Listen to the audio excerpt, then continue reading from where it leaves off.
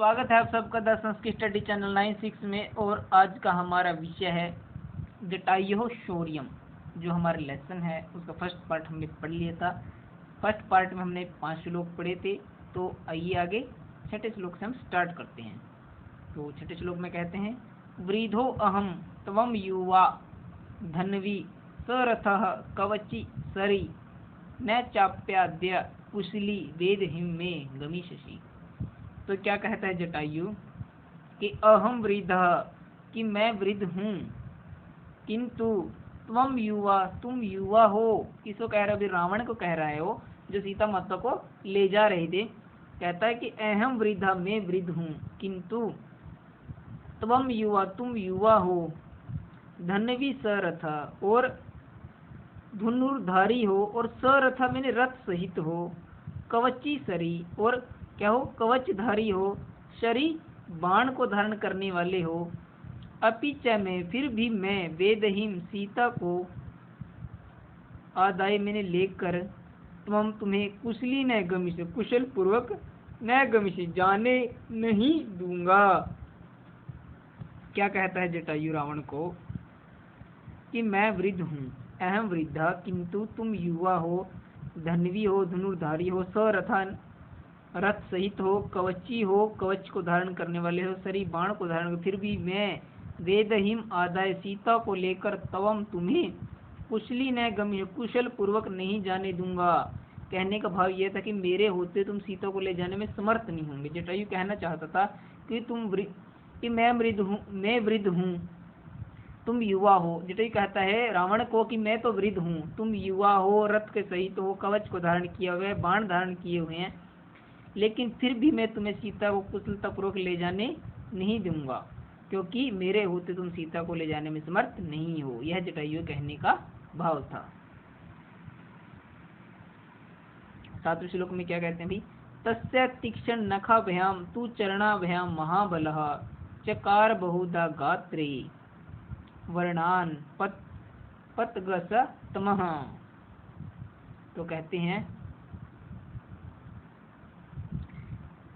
पतग सप्तमः की पक्षियों में श्रेष्ठ, महाबलः महाबली, तीक्ष्ण नखाभ्याम तेज नाखूनों से, चरणाभ्याम दोनों पैरों से, तस्मैने और तस्य गात्र उसके शरीर पर, किसके शरीर पर? रावण के शरीर पर, बहुधा बहुत बार, वर्णान बहुत मैंने अनेक प्रकार के, वर्णान मैंने घावों को, चकार मैंने कर दिया।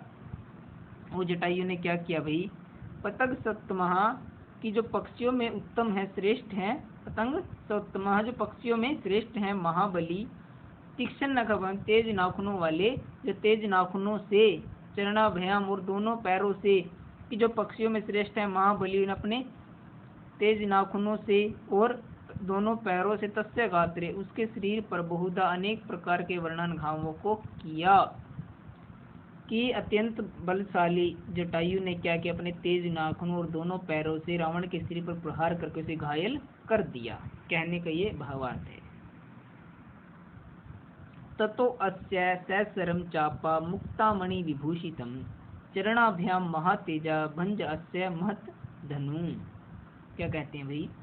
ततः महातेजा, अन्य से हमारी बात, ततः तब, महातेजा महान तेजस्वी, अस्य उस जटायु ने, मुक्त मणि विभूषितम मुक्त मणियों से सुशोभित, ससरम बाण सहित, चापम चाप की बाण सहित चाप, और महत धनु और विशाल धनुष को, चरणाभ्याम अपने दोनों पैरों से भंजा मैंने तोड़ दिया।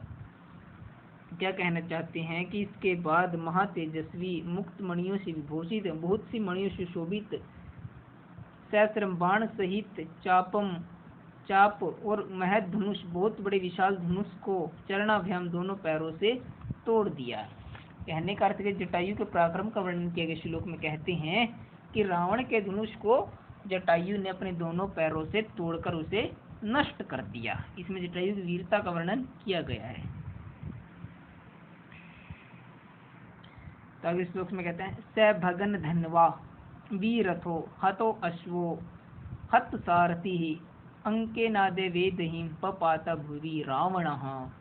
कहते हैं भाई अथ इसके बाद भगन धनवा टूटे हुए धनुष वाला, वीरतः रथहीन रथ से, हत अश्वः घोड़े मारे गए जी, हत मैंने मारे गए, अश्व मैंने घोड़े कि मारे गए घोड़े वाला, हत सारथी मारे हुए सारथी वाला, स रावणः वह रावण,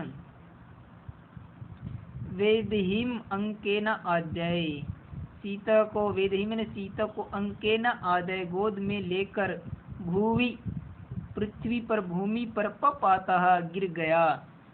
क्या कहते हैं इसके बाद भगन धनवा टूटे हुए धनुष वाला, वीर रथ से वहीन मारे हुए घोड़ों वाला, मारे गए सारथी वाला वह रावण, वेदहीम सीता को, अंकेन आ जाए गोद में लेकर, भूवि पपत भूमि पर गिर पड़ा। कि रावण के जब धनुष टूट गए, रथ विहीन हुए, घोड़े मारे गए, सारथी मारा गया, तो वह रावण सीता को गोद में लेकर धरती पर गिर पड़ा। 10वें श्लोक में कहते हैं भी संप्रीज्व वेदहीम वामेन अंकेन रावणः तलेन अभिजनाशु जटायुं क्रोध मूर्छितः। तो कहते हैं क्रोध मूर्छितः, क्रोध से पागल हुए रावण ने, वेदहीम सीता को, वामेन अंकः बाईं ओर, कि सीता को क्या किया ना, वामेन मैंने बाईं ओर, वामेन मैंने बाईं ओर, अंकेन मैंने गोद में लेकर, संप्रिजस्व और बाईं गोद में लेकर, प्रिजस्व गले लगाकर, तलेन तलवार से, आशु शीघ्र ही, कि तलवार की मुठ से शीघ्र ही, जटायु को अभिजघान प्रहार किया। क्या कहते हैं कि क्रोध से मूर्छित उस रावण ने, जब क्रोध में पागल हो गया वह रावण, वेदही को बाईं ओर गोद में लेकर, संप्रजिस्व गले लगाकर, तलेन आशु जल्दी ही तलवार को मुठ से पकड़कर, शीघ्र ही जटायु पर प्रहार किया। कहने का अर्थ क्या, जब रावण घायल हो गया तो पूरी तरह से पागल हो गया, उसने सीता को बाईं ओर लेकर और तलवार जल्दी से उठाकर उस जटायु पर प्रहार किया। जटायुस्त अतिक्रम्य तुंडेन स खगादीपः वाम बाहु धंसः तदा व्यपहारः दरिंदमः। तो कहते हैं तदा इसके बाद, खगाधिपति खगों में जो श्रेष्ठ हैं, अरिंदनम शत्रु का दमन करने वाले, जटायु उस जटायु ने, कहते हैं इसके बाद खगाधिपति पक्षियों में श्रेष्ठ हैं, अरिंदमः शत्रुओं का नाश करने वाले, जटायु ने, तम तुंडेन अपनी चोंच से, अतिक्रम्य उस पर आघात करके, अस्य उसकी, 10 वामन बाहु बाईं ओर की, वामन बाहु ने बाईं ओर की 10 व्यवहारात भुजाओं को क्या कर दिया भाई, नष्ट कर दिया। तो कहते हैं कि इसके बाद खगों में जो श्रेष्ठ हैं, शत्रु को जो नाश करने वाले हैं, जटायु ने अपनी चोंच से अतिक्रम प्रहार करके उनके बाईं ओर की 10 भुजाओं को व्यवहारात मैंने नष्ट कर दिया, व्यवहारात नष्ट कर दिया। इस प्रकार हमने आज लेसन को कंप्लीट पढ़ लिया है।